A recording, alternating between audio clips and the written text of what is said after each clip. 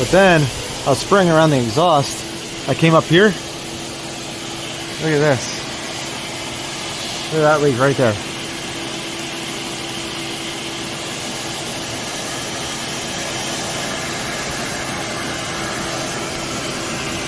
There's trying to see if I can set this up here for you guys. There you go.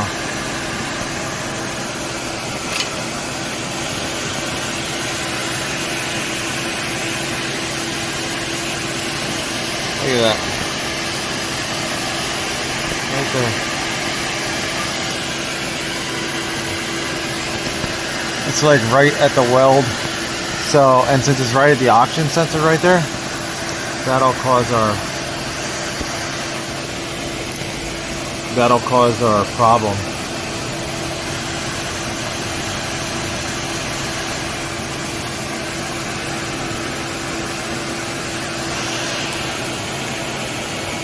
Look at that.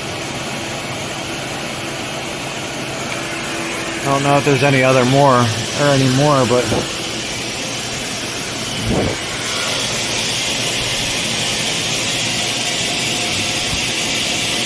that's what I found so far.